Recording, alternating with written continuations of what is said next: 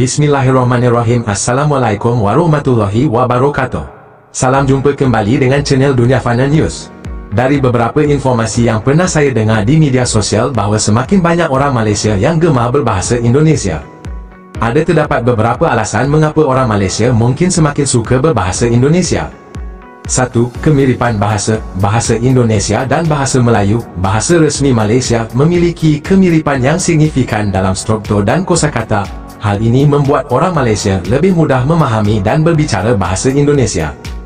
2. Perdagangan dan pariwisata. Malaysia dan Indonesia memiliki hubungan ekonomi yang kuat, terutama dalam bidang perdagangan dan pariwisata. Oleh kerana itu, banyak orang Malaysia yang berinteraksi dengan orang Indonesia dalam konteks bisnes atau pariwisata, sehingga mereka perlu berbicara bahasa Indonesia. 3. Media sosial dan hiburan. Dengan kemajuan teknologi, orang Malaysia dapat dengan mudah mengakses media sosial, filem, dan musik dari Indonesia. Hal ini membuat mereka lebih familiar dengan bahasa Indonesia dan ingin berbicara dengan lebih lancar.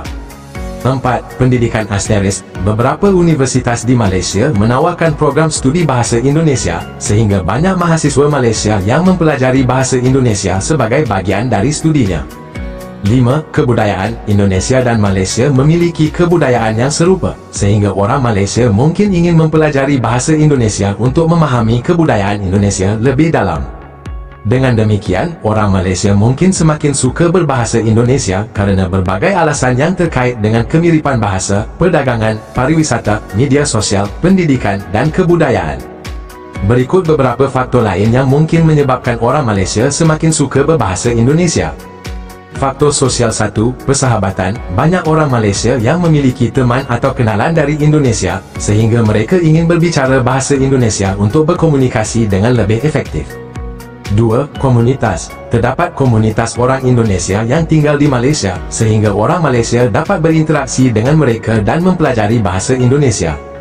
Faktor ekonomi. 1. Kerjasama ekonomi. Malaysia dan Indonesia memiliki kerjasama ekonomi yang kuat, sehingga banyak perusahaan Malaysia yang melakukan bisnes dengan perusahaan Indonesia. 2. Pariwisata. Indonesia adalah salah satu tujuan wisata favorit bagi orang Malaysia, sehingga mereka ingin mempelajari bahasa Indonesia untuk memudahkan perjalanan mereka. Faktor pendidikan. 1. Program pertukaran pelajar. Terdapat program pertukaran pelajar antara Malaysia dan Indonesia, sehingga pelajar Malaysia dapat mempelajari bahasa Indonesia secara langsung di Indonesia. 2. Mata kuliah bahasa Indonesia. Beberapa universitas di Malaysia mungkin tidak ada mata kuliah khusus bahasa Indonesia, akan tetapi bisa ada universitas yang mempelajari bahasa dan sastra negara di Asia Tenggara, termasuk bahasa dan sastra Indonesia, sehingga mahasiswa Malaysia dapat mempelajari bahasa dan sastra Indonesia secara formal. Faktor teknologi. 1. Aplikasi pembelajaran bahasa. Terdapat banyak aplikasi pembelajaran bahasa Indonesia yang dapat diakses oleh orang Malaysia, sehingga mereka dapat mempelajari bahasa Indonesia secara mandiri. 2. Media sosial. Media sosial seperti Facebook, Instagram, dan Twitter memungkinkan orang Malaysia untuk berinteraksi dengan orang Indonesia dan mempelajari bahasa Indonesia secara tidak formal.